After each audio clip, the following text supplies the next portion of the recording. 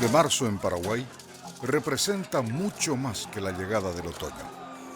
La sangre de compatriotas derramada por efectivos policiales simboliza un mes de lucha. Aquel marzo del 99 y el reciente del 2017 son parte de la historia que todos hubiéramos deseado que sea diferente y que sin embargo nos conduce a una realidad ineludible. Esto pasaba hace un año y hasta el día de hoy hay preguntas sin respuestas.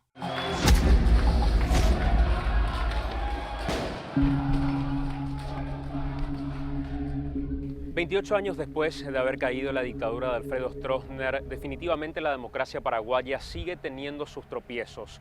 Hoy la realidad nos marca que un expresidente, como el caso de Fernando Lugo, y el actual presidente de la República, Horacio Cartes, están enmarcados en una obsesión por el poder, uno por retenerlo, el otro por recuperarlo. Episodios de violencia se han vivido en los últimos días, episodios que rememoran de alguna manera no solamente situaciones de la dictadura, sino aquello que había sucedido en marzo de 1999.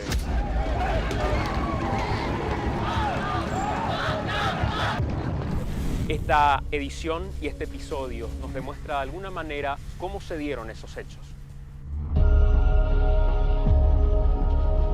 Este es tal vez uno de los templos más importantes de la democracia en nuestro país. Es el lugar donde los representantes del pueblo se reúnen a crear leyes y a custodiar la democracia paraguaya.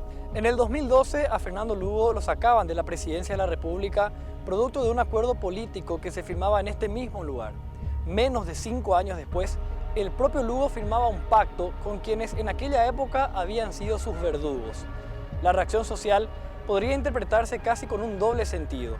Este, que debería ser el templo de la democracia y la política paraguaya, ardió en llamas.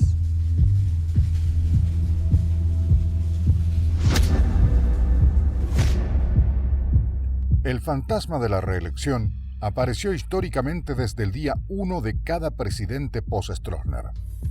En el caso de Horacio Cartes, los rumores siempre fueron abruptamente cortados de raíz por el propio mandatario. Sin embargo, los gestos y las movidas del entorno presidencial hacían que la tensión y la suspicacia vayan en aumento en forma permanente. En enero del 2016 se terminó por confirmar que la intención reeleccionista era real. El diputado oficialista Óscar Tuma dio entrada a un proyecto de enmienda de la Constitución. Saquemos la figura de la reelección por enmienda, que sea la ciudadanía la que decida si está de acuerdo o no. Pongamos a consideración del pueblo y que sea el pueblo el que decida, y bueno, y si el pueblo decide que exista reelección, que puedan entrar todos a la cancha y no solamente los que terminan haciendo un acuerdo por debajo de la mesa. A pesar de que su entorno operaba desde la propia residencia presidencial, Horacio Cartes seguía sosteniendo que no estaba interesado en la reelección. No tengo por qué gastar tiempo porque estaría mal usando el tiempo como presidente de la República en algo donde claramente la Constitución no nos permite la reelección. Pasaban los días y ya era cuestión de números. El debate jurídico estaba instalado, pero con interpretaciones que hasta eran absurdas. En eso, de sorpresa, el 25 de agosto la oposición dio un golpe que dejó nocaut a Horacio Cartes. Plantearon el proyecto de enmienda para rechazarla ellos mismos, impidiendo su tratamiento por al menos un año, tal como dice la Constitución Nacional. Picardía de la oposición. Muchos quizás estarán pensando, si Lugo es uno de los interesados en la reelección, ¿por qué está aquí presente? Estoy precisamente presente aquí por un principio personal de no estar de acuerdo en la reelección por la vía de la enmienda. Los oficialistas insistieron, argumentaron que el proyecto de Tuma llegó antes a la Cámara de Diputados y por lo tanto aún podía tratarse en el Parlamento. El artículo 290 de la Constitución Nacional es muy claro. Dice que tiene que ser, por un lado, aprobada la enmienda en ambas cámaras.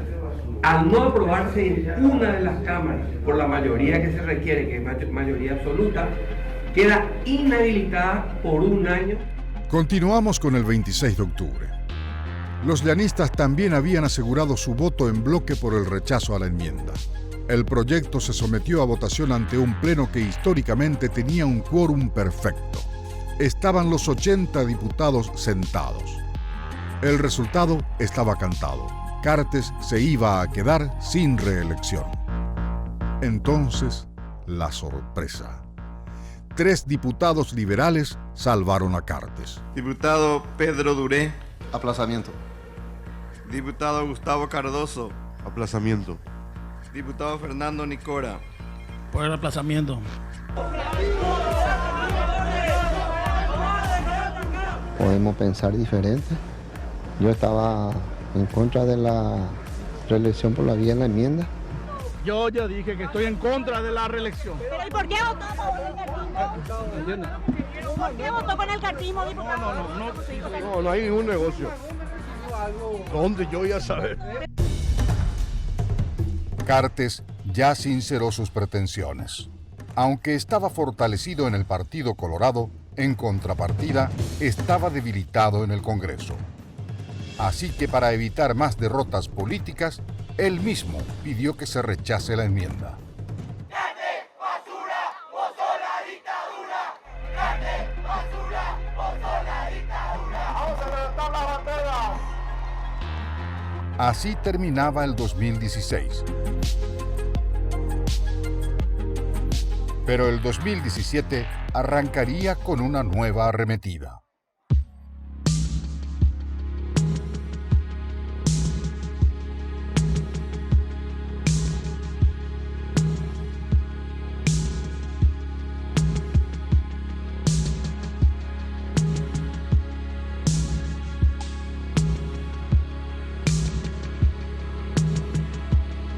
Si hay algo que ha caracterizado y mucho a la política paraguaya, es la capacidad de sus actores para mutar de acuerdo a su conveniencia, según los momentos políticos o por sus ansias de poder. Y esa es una característica de la que no escapan los protagonistas principales del tumultuoso ambiente desatado en nuestro país, empezando por los líderes de una particular alianza: Fernando Lugo y Horacio Cartes.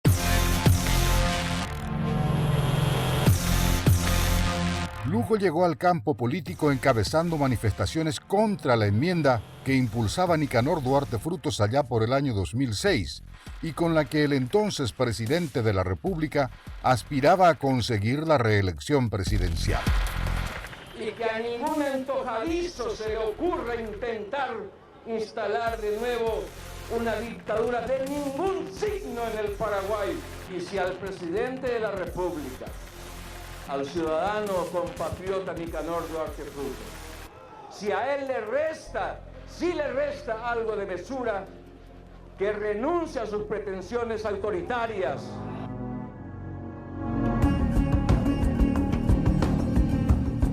Una vez en el poder, la cosa comenzó a cambiar y sus aliados políticos hablaban de la reelección en el año 2011. Sin embargo, él insistía en que no le interesaba el tema. No, yo no creo, no quiero, ni deseo mi reelección. Pareciera ser una conducta dictada y especificada en algún manual de presidentes que comparten el mismo guión y el mismo discurso. Yo vuelvo a repetir por cuarta vez, Fernando Lugo no quiere ser reelecto. De un tiempo a esta parte, la reelección pasó a ser su mayor interés y para conseguirla no tuvo problema alguno en pactar incluso con aquellos a los que trató de golpistas, quienes en su momento fueron sus verdugos. Me voy, me inscribo, seguramente allá cuando el tiempo y forma de la justicia electoral requiera, seguramente que alguien va a impugnar, ¿verdad?, con los argumentos que pongan, y será argumento contra argumento. Y como suelo decir, no serán los opinólogos quienes decidan, por más que sean solventes intelectualmente, será la herramienta institucional del país, la Corte, quien pueda definir. Cartes, así como Lugo, también ha tenido sus numerosos vaivenes sobre la cuestión. La Constitución que yo entro es un periodo sin reelección, ni siquiera con periodos intermitentes. Ustedes hablan de la reelección, no habla el presidente. A mí la Constitución ni a nadie permite. La Constitución Nacional no permite reelección. Que sí, que no, que tal vez. Finalmente, días atrás, el diputado oficialista Hugo Velázquez reconoció que el presidente está interesado.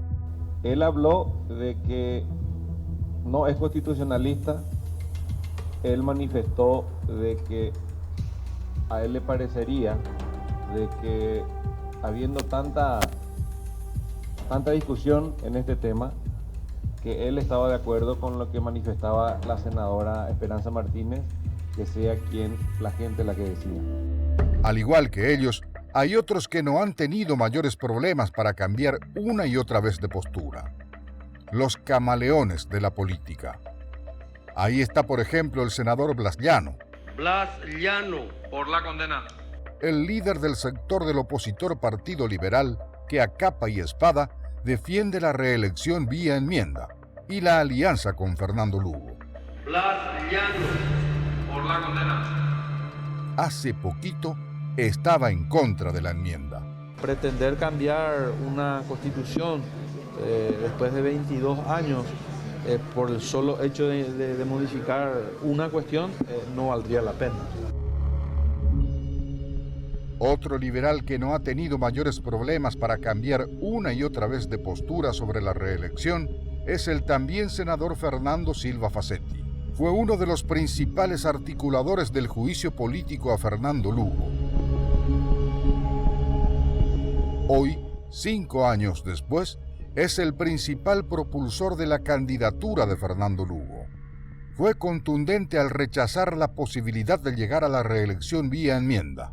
Manteniendo la línea de lo resuelto por los representantes del pueblo liberal en rechazar el proyecto de reelección, cualquier proyecto de reelección. Luego dijo que estaba dispuesto a cambiar si es que Lugo también lo hacía. Carlos Filisola es otro de drásticos cambios de opinión. Este senador del Frente Guazú fue uno de los mayores luchadores contra el autoritarismo. Hoy no se ruboriza al defender el atropello en el Parlamento.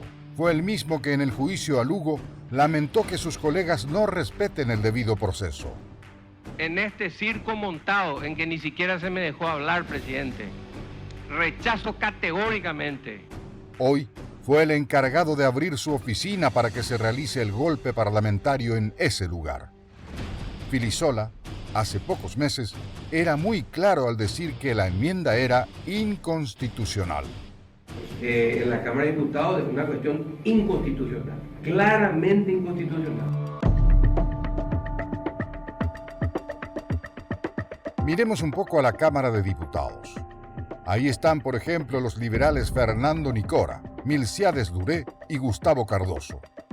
3 hombres que decían estar en contra, pero que hace apenas un par de meses no tuvieron problema alguno para dar quórum y apoyar la postura cartista de postergar el tratamiento de la enmienda constitucional, algo que le daba oxígeno al plan colorado de la reelección.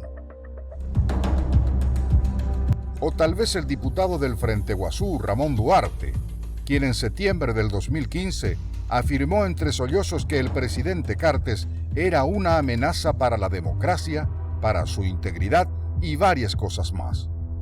Considero al presidente Cartes como una amenaza para la democracia en el Paraguay.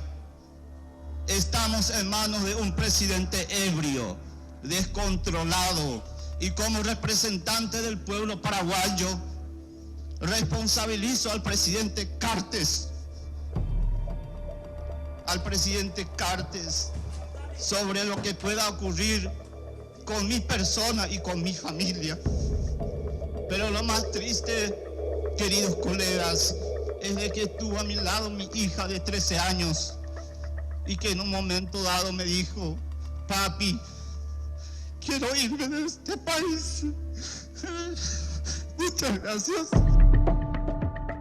Hoy, Duarte es uno de los que espera el momento en el que se convoque la sesión para tratar la enmienda y levantar la mano para avanzar con el golpe.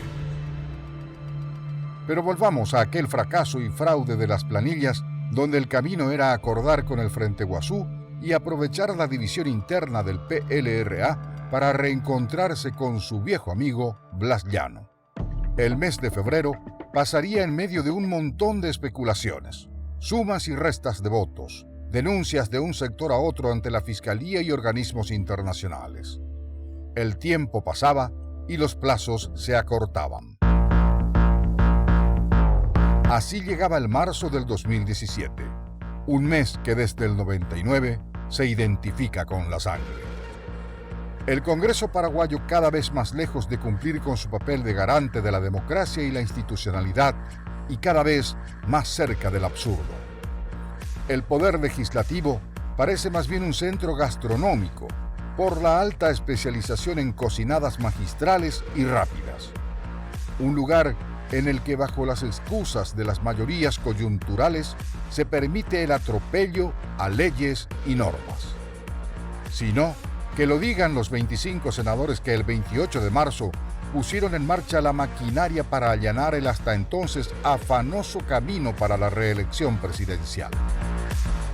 Oficialistas y sus aliados, luguistas y llanistas, solicitaron una sesión extraordinaria para modificar 3 artículos del reglamento interno. El presidente de la Cámara Alta, el liberal opositor Robert Acevedo, al recibir el pedido y analizarlo, contestó convocando la sesión para realizarse en un plazo de 48 horas, basado en atribuciones que le fueron otorgadas por la Constitución y por el reglamento vigente de la Cámara Alta del Legislativo. Pero quienes insistían no estaban dispuestos a aguardar. En un hecho nunca antes visto, el colorado oficialista Julio César Velázquez se autoproclamó presidente del Senado, mientras en el mismo recinto se encontraba Robert Acevedo, el mismo al que sus pares habían elegido para ocupar ese cargo, y Eduardo Petta, el vicepresidente primero, y también opositor al gobierno de Horacio Cartes. De acuerdo con el reglamento del Senado, Velázquez podría haber asumido la presidencia solo en caso de muerte, enfermedad o ausencia de Acevedo y de Petta. Ninguna de esas causales se cumplía, por lo que sus actos eran desde todo punto de vista nulos. Y así se puso en marcha el plan. Los oficialistas modificaron 3 artículos claves del reglamento del Senado, con el fin de quitar al presidente del Congreso la atribución de retener y rechazar proyectos, pasar la fecha de elección de mesa directiva de la segunda quincena de marzo al mes de junio y reducir la cantidad de votos requeridos para que, por ejemplo, el Pleno dictamine a favor de un proyecto como la enmienda. Velázquez dio entrada al proyecto de modificación del reglamento interno y lo remitió a la Comisión de Petición y se retiró de la sala. Oficialistas y aliados solicitaron con este dictamen una nueva sesión. La Comisión de Peticiones, Poder y Reglamento dictaminó a favor en tiempo récord, con la firma de varios oficialistas, luguistas y llanistas. Los aliados cartistas, luguistas y llanistas salieron de la sala y se reunieron en la oficina del Frente Guazú, algo que solo se puede hacer en casos extraordinarios.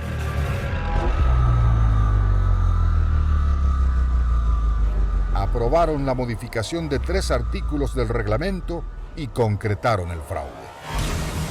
Llegó el día jueves 30 de marzo. La sesión extraordinaria fue suspendida y la ordinaria fue levantada por falta de quórum. Aquellos pro enmienda ni siquiera se presentaron a la sesión que ellos mismos habían solicitado. Para salir del sesionado, para sesionar fuera de la sala de sesiones de la Cámara de Senadores, solamente en caso de fuerza mayor. Y dijeron que si Robert no aceptaba, le iban a cambiar. Esa era el que iba a cambiar. El equipo de Frente Guazú. Pidieron primero en la Casa de Lugo, no se aceptó eso y después vinieron ayer y le dijeron, si usted no acepta esto, hacemos el cambio de mesa directiva. Es la presión de Carlos Filisola, Sisto Pereira, Esperanza Martínez, Fernando Lugo. Gracias. Es un chantaje puro. Y es un acto absolutamente nulo. Ustedes fueron partícipes.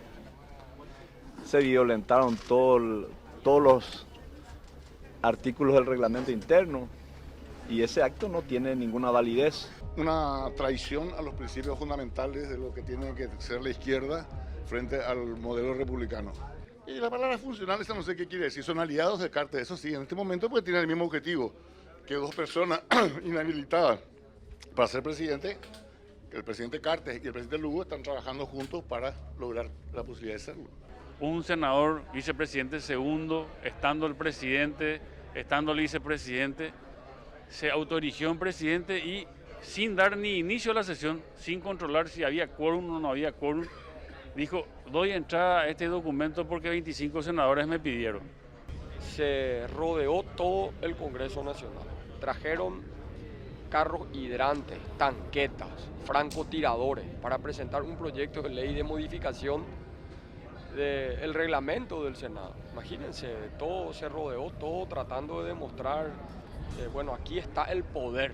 Y ellos son de la teoría de los hechos consumados, no nos importa qué piensa la gente en la realidad, a pesar que dicen que la gente decida, pero en la realidad no le importa lo que piensa la gente. Y es esto, es golpe, golpe, golpe y golpe, ¿verdad? El Ministerio Público está de rodillas ante el cartismo y ahora vamos a ver qué pasa con la Corte. Rompimiento del orden constitucional, actuaciones grotescas, bochornosas, encima en un momento en que la atención de gente de muchísimos países está centrada en Asunción por la Asamblea del Banco Interamericano de Desarrollo. Presente como corresponda, como dice el reglamento por escrito. Esta situación bienvenida, Julio. De mierda. Presente como corresponda. Usted está violando el reglamento y la Constitución. Usted no respeta el artículo 37.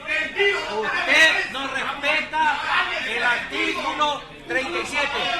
Usted no está en ejercicio de la presidencia.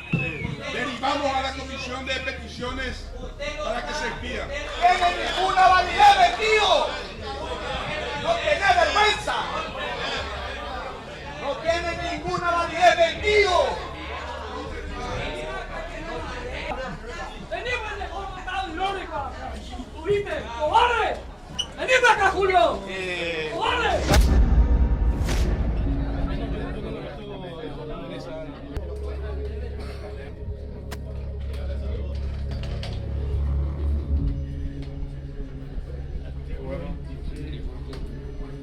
Senadora, ¿por qué cambió su voto, senadora?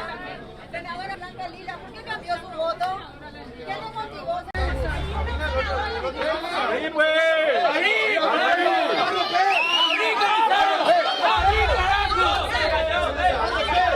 ¿Quién se cayó? ¿Quién se cayó? Cada uno, señores. Uno que ¡dale, si que la puerta!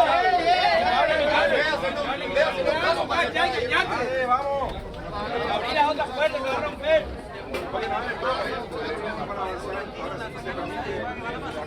Artículo 229, otro de los artículos enmendados, de la duración del mandato y de las veces que puedan ser electos. El presidente de la República y el vicepresidente durarán 5 años improrrogables en el ejercicio de sus funciones o a contar desde el 15 de agosto siguiente a las elecciones.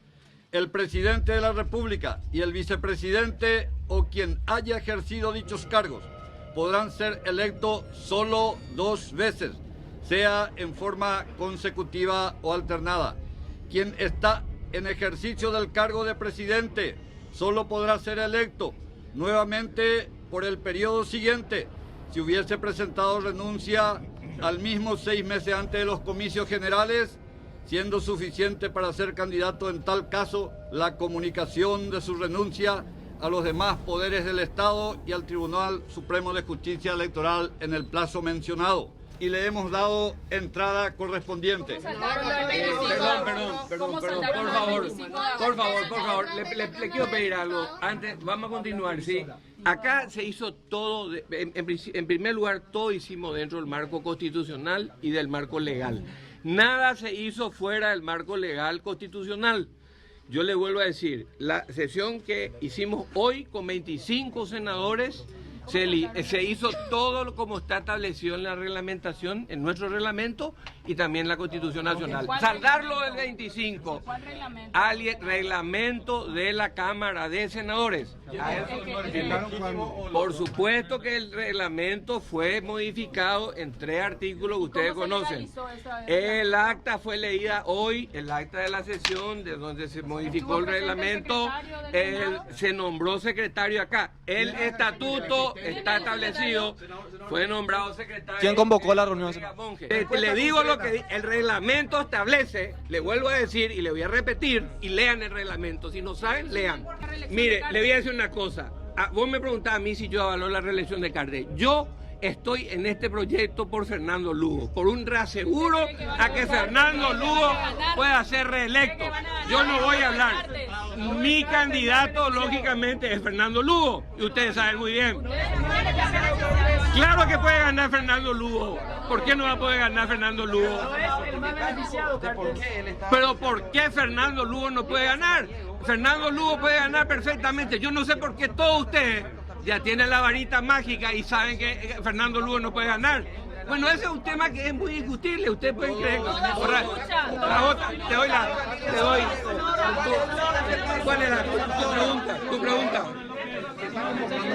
¿Usted no tiene vergüenza de esconderse así para aprobar un proyecto de enmienda? No escondemos, estamos por todos lados, por la calle, por los pasillos. Acá sesionamos. No me escondo. ¿Cuándo me escondí yo? Ustedes me ven en la sala de sesiones todas las veces. Yo soy uno de los que menos faltó. Nunca falto. Ni aunque sea inconstitucional. Nunca falto. Ni aunque sea inconstitucional. No es inconstitucional. Ya lo expliqué. Y si usted tiene otro criterio, respetamos. Así es la democracia. Eran las 16:45 horas aproximadamente. Lo que acababa de pasar dentro del Congreso fue lo que originó el conflicto en este mismo lugar. Acá donde se iniciaba la represión policial de esta manera.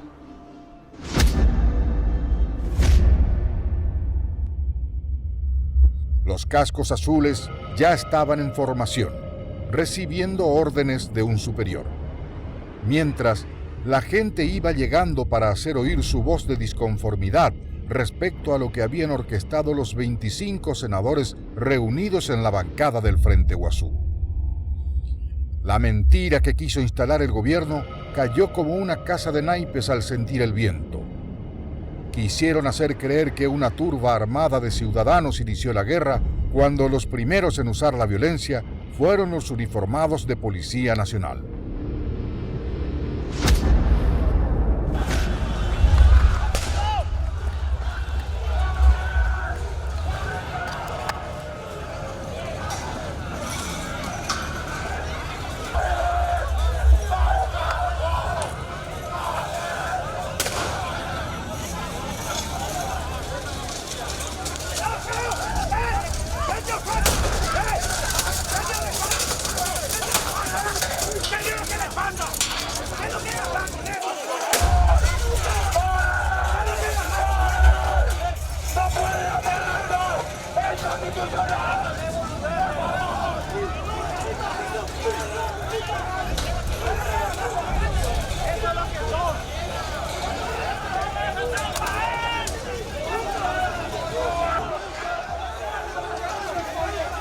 Efraín, ¿qué pasa? ¿Qué está pasando?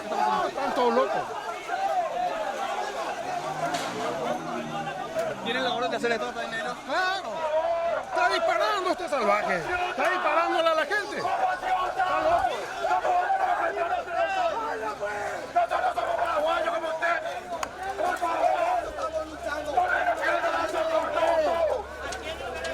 ¿Ustedes tienen orden de hacer esto? ¿Tienen orden de... ¿Tienen alguna orden de hacer esto? ¿Alguna orden de hacer esto? ¿Tienen alguna orden de hacer esto? ¿Alguna orden? Señores, ¿tienen alguna orden de hacer esto? ¿Recibieron alguna orden? Ricky.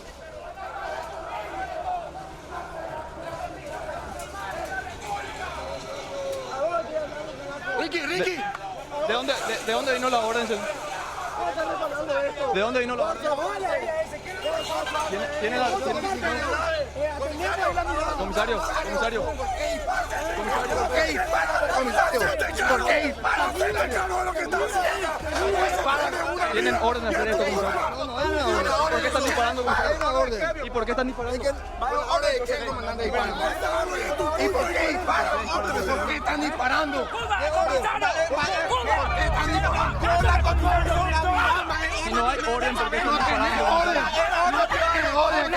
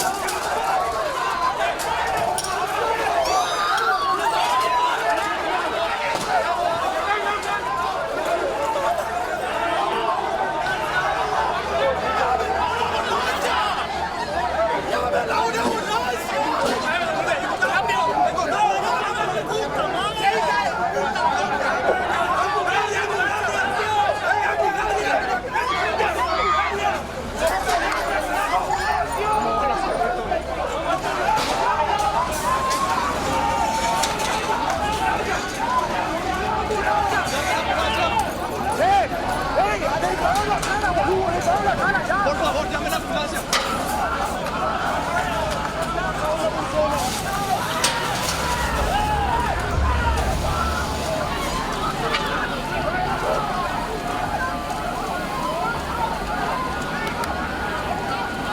¡Para, por favor!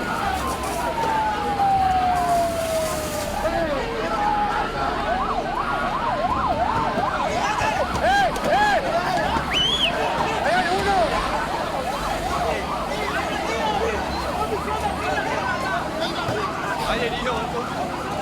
Esto no puede ser cierto.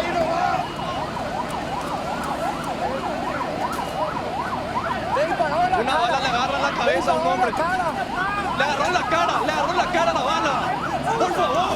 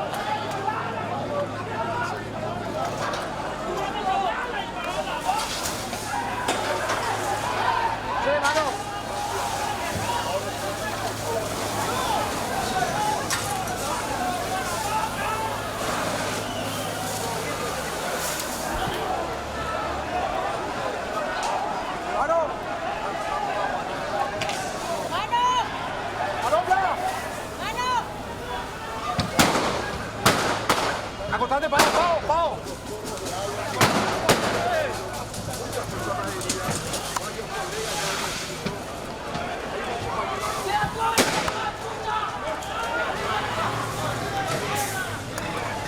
¡Atienda la ciudad!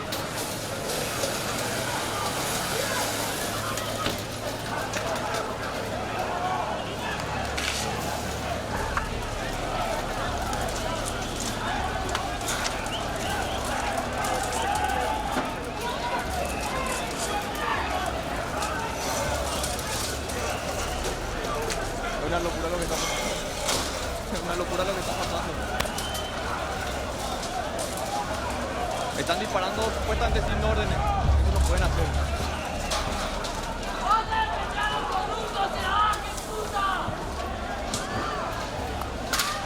Esto ya salió a control. Esto salió a control. ¡Dejen vender a los corruptos, ciudadanos! Salió todo de control. Salió todo de control. ¡Piensen a su familia, pelotudo de mierda!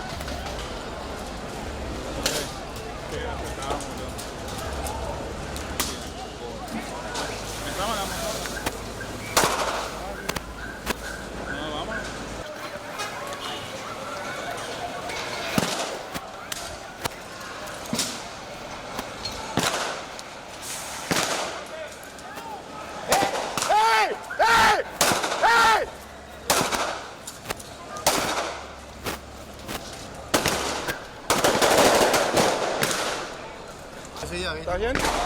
¿Querés ir al hospital? Disparando. No. Agachate nomás. Están disparando. Agachate, sí, a mí me agarraron acá. Por favor, periodista.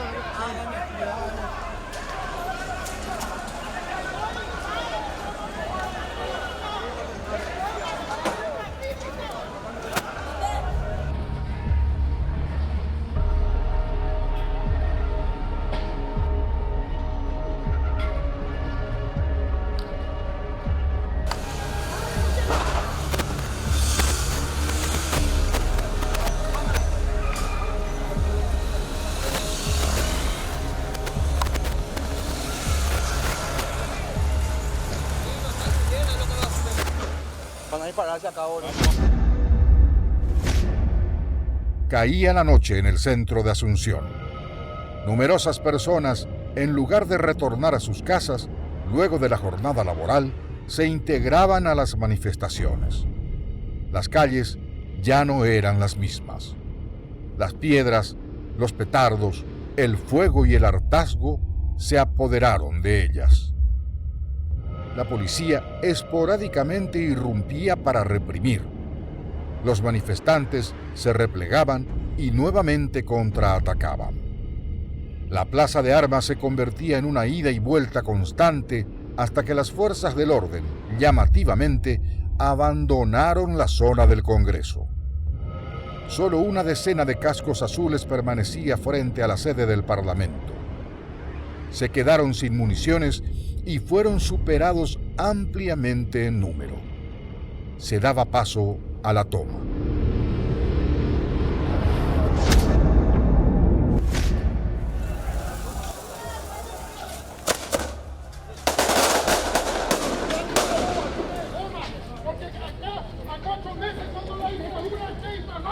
¡Van a salir los tanques y las balas de verdad! ¡Podemos ligar! ¡Los balines de goma no nos van a hacer daño!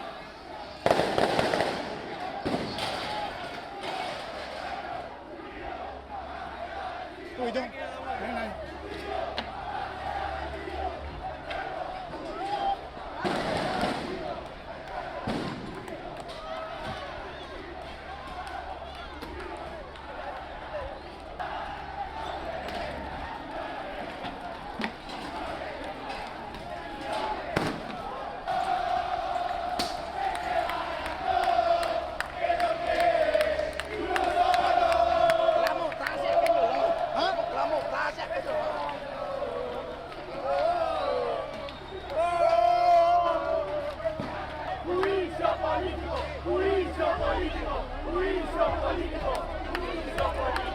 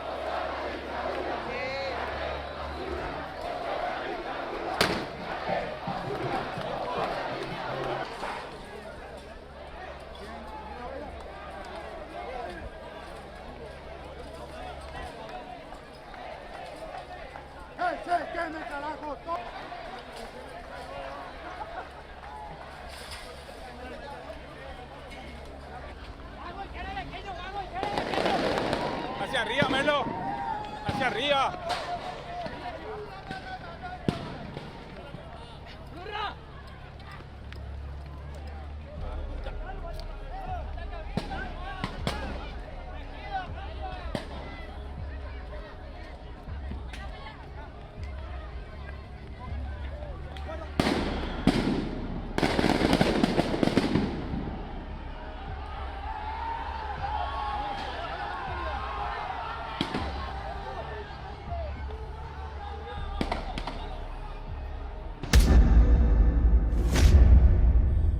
Corrían las horas, la resistencia ya era una realidad en otros puntos del microcentro. Algunos optaban por retirarse, otros se dispersaban en los alrededores. La batalla continuaba y el olor a muerte se acercaba peligrosamente a la ciudad. En inmediaciones del diario ABC Color se daba una de las últimas represiones policiales. Corridas, piedrazos y balas de goma formaban parte del retrato como un anticipo a lo que posteriormente se daría en el PLRA. El atropello local partidario donde una vida fue cegada sin explicaciones. El empecinamiento por la enmienda generaba un nuevo episodio de violencia, uno que nadie hubiera imaginado. La policía de Horacio Cartes atropellaba al partido más importante de la oposición de nuestro país, el Partido Liberal Radical Auténtico. Las balas de esa policía terminaban matando, sin ningún tipo de explicación, a un joven de 26 años.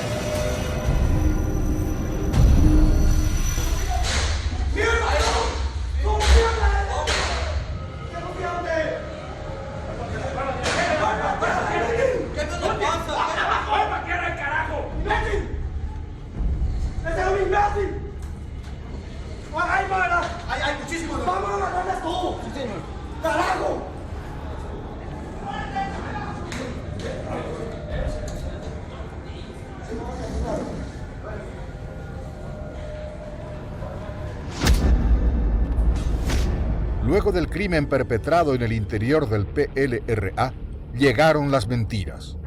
No solo para manchar más el actuar policial, sino también para provocar todavía más daño, si acaso ello fuera posible, a una familia que luego de haber perdido a uno de sus hijos, debía soportar las infamias de aquellos que deberían proteger a los ciudadanos.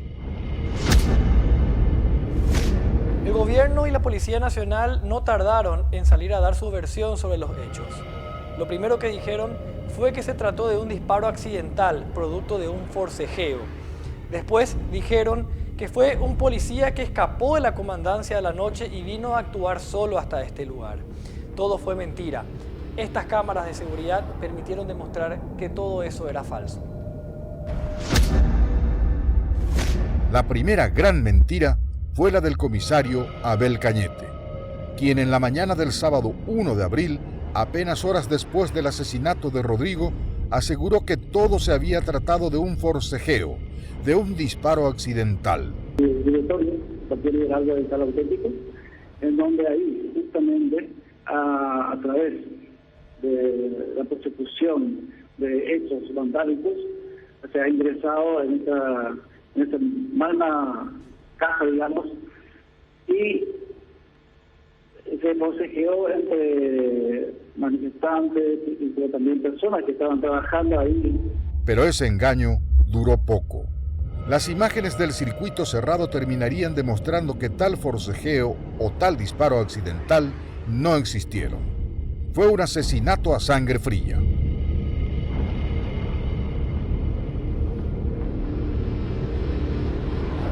Después llegaría el viceministro de Asuntos Políticos del Ministerio del Interior, Ariel Martínez, el mismo que el año pasado impulsara una reforma constitucional que muy bien le habría venido a Cartes y a sus aspiraciones reeleccionarias.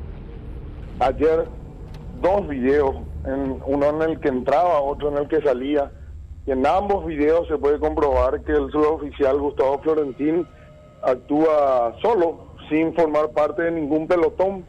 Cuando sale de la agrupación, sale acompañado de una sola persona, y cuando ingresa solo.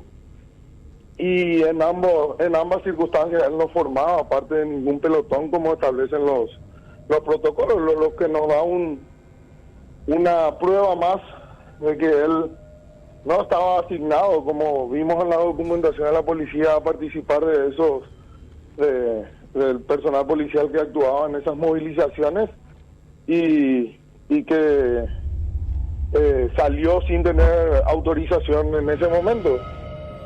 Otra vez, las imágenes revelarían la mentira.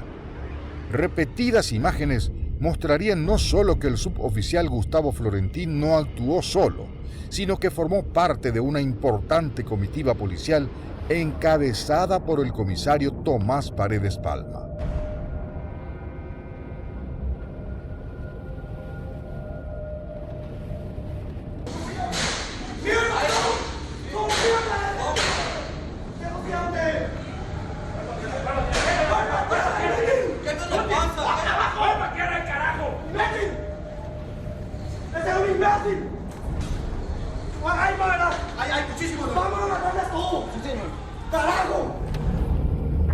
Paredes Palma quiso negar su presencia en el lugar, pero también su mentira terminó cayendo.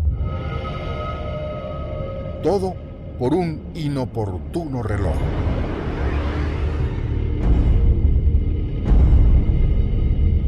Y no solo Paredes Palma estuvo en el lugar del crimen atroz, sino que permitió que policías que irrumpieron brutalmente en el PLRA y vestidos de civil huyeran del lugar, mientras quienes se encontraban en el interior de la sede partidaria clamaban por ayuda para Rodrigo, que todavía mostraba leves signos de vida.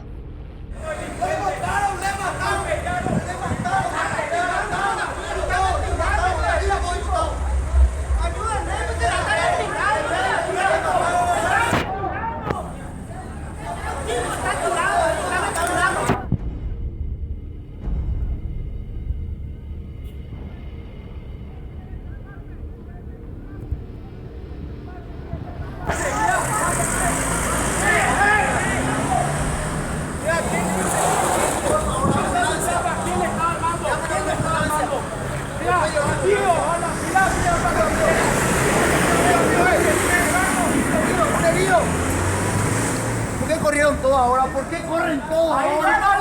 ¿Por qué corren? Amigo. ¿A quién es ese, Le mataron, amigo, le mataron. Le mataron. ¿Y quién picó es? Llámale a la ambulancia, por favor, ¿Quién picó es? ¡No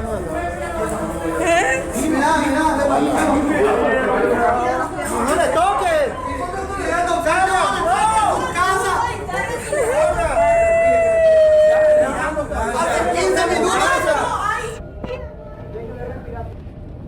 La mentira fue el escudo cartista para no asumir sus culpas. Y no conforme con tratar de ocultar sus responsabilidades, el oficialismo y sus aliados pro enmienda se dieron a la caza de medios y de periodistas, acusándolos a ellos de ser los culpables de la reacción ciudadana a los proyectos personalistas y mezquinos de Lugo y de Cartes. Estoy en un comunicado, Tere, de los seccionaleros, de los gobernadores, está firmado por todos, firmado por absolutamente todos, me acaban de enviar vía WhatsApp y evidentemente las cosas están, vivimos en el reino del revés, ahora resulta que somos nosotros los culpables de toda la espiral de violencia que se vivió el día viernes. Señores, y los vuelvo a decir una vez más, como lo dije el viernes, el verdadero responsable de todo esto es el presidente Horacio Cartes, con su cómplice Fernando Lugo y su otro cómplice Blas Llano, que están promoviendo esto a como dé lugar, rompiendo con cuanta norma legal existe en este país. Ustedes, señores, empezaron esto el día martes. Háganse cargo ustedes de las consecuencias y dejen de mirar donde no tienen que mirar. Buenas tardes. Pero yo no creo en la objetividad. A mí no me pidieron objetividad en el sentido de mantenerme distante, de que las cosas no me afecten. A mí me afecta que irrumpan en un local partidario, sea cual sea, yo no tengo partido político, ni me interesa militar en un partido político, pero me irrita profundamente que se atropelle de la manera que se atropelle y se le mate por la espalda a un ciudadano paraguayo. No veo realmente una intención verdadera de cambiar las cosas y de volver a vivir un momento de paz que necesita el país. Entonces, la única manera es volviendo a foja cero, y para eso hay que hacer renunciamientos. Ese proyecto de enmienda, la gente sabe lo que dice ese proyecto de enmienda. Ese proyecto de enmienda puede incluso ser tachado de inconstitucional si lo llegan a presentar y llega a correr, tiene que ser declarado inconstitucional, porque ahí no están enmendando nada, están cambiando la Constitución Nacional. O sea, es grave lo que está pasando. Tenemos que ir a una reforma constitucional, la tenemos que hacer una vez que tengamos electo un nuevo presidente en el 2018, el 2019, tenemos que plantear la reforma, pero no por la reelección presidencial, que al final es un iroreí total, ¿verdad? Sino por otras cuestiones como nuestro sistema electoral, como nuestro sistema de justicia, para de verdad tener alguna vez justicia de verdad en el Paraguay. Bueno, hay temas urgentes, perentorios, de eso no tenemos que ocupar, pero en el marco de una nueva constitución, de una reforma constitucional. A 28 años de la caída de la dictadura militar, la democracia en Paraguay sigue siendo un frágil cristal asediado por paquidérmicos proyectos personalistas que no buscan sino más que exaltar a líderes mesiánicos que piensan que ellos, y solo ellos, pueden servir al pueblo, o mejor dicho, servirse de aquellos cuyos intereses deberían velar. Una parte importante de la clase política sigue manteniendo un discurso del único líder, inmejorable e irreemplazable, que no hace otra cosa más que mellar en el fortalecimiento de una sociedad más democrática, tolerante y capaz de mejorar en base a sus errores. Yo no creo en las condiciones actuales y del modo en que se sostienen las posiciones, ninguna garantía y ningún compromiso público hoy día es creíble. Sobre todo de los políticos y los principales protagonistas, nombre y apellido, Horacio Cartes y Fernando Lugo. Creo que todavía tenemos posibilidad de poder encontrar un consenso, no en todo, pero en algunas cuestiones importantes. Pero para eso hay que hacer renunciamientos. Lo que no veo, y creo que va a ser lo más difícil, es que se hagan renunciamientos personales, como por ejemplo renunciar Cartes a la aspiración de tener ahora, a continuación, la posibilidad de ser reelecto. Tiene toda la posibilidad y tiene todo el derecho de ser de nuevo presidente después. Los políticos, ansiosos por mantener o llegar al poder, no hacen otra cosa más que repetir viejos errores, los mismos contra los que alguna vez dijeron luchar, en un círculo vicioso sin final que solo hace mal a inocentes y permite que otros pocos progresen a costillas del pueblo.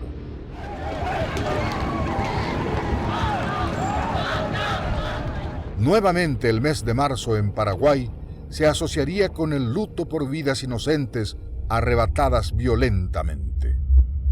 Lugo y Cartes, Cartes y Lugo. No importa el orden. Lo cierto es que la obsesión por el poder de estos dos hombres y sus entornos cercanos han llevado a la democracia paraguaya a uno de sus momentos más tensos y la han dejado en llamas.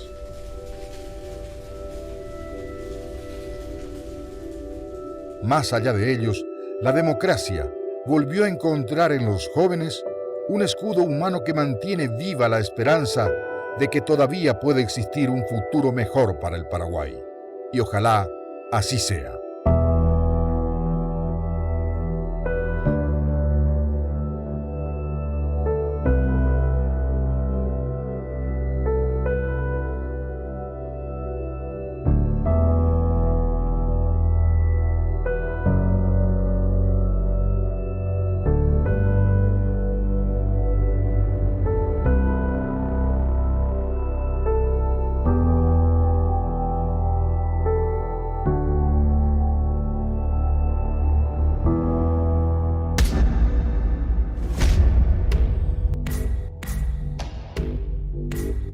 Hay preguntas que siguen sin responderse luego de un año de aquel atropello constitucional que terminó en la muerte de Rodrigo Quintana y un Congreso en llamas. De ese tiempo a esta parte, la fiscala Raquel Fernández, que estaba a cargo de la investigación, fue recusada por la defensa de la familia Quintana y el fiscal general del Estado, Javier Díaz Verón, designó a la fiscala Teresa Rojas para continuar con la investigación. Varios fueron los procesados por los destrozos que se hicieron al Congreso. Sin embargo, a la fecha, hay solo 2 policías imputados. Gustavo Florentín, por homicidio doloso en el caso de la muerte de Rodrigo Quintana, y el suboficial Benito Sanabria, acusado de disparar al diputado Edgar Acosta. La incertidumbre sigue siendo la misma. ¿Hubo órdenes de arriba para atropellar un partido político opositor? ¿Por qué las fuerzas policiales abandonaron el Congreso en un momento? Las comunicaciones que se realizaron en horas clave y que revelaron los cruces de llamadas no son elementos vinculantes para la Fiscalía. A un año de la tragedia, todavía queda mucho por esclarecer.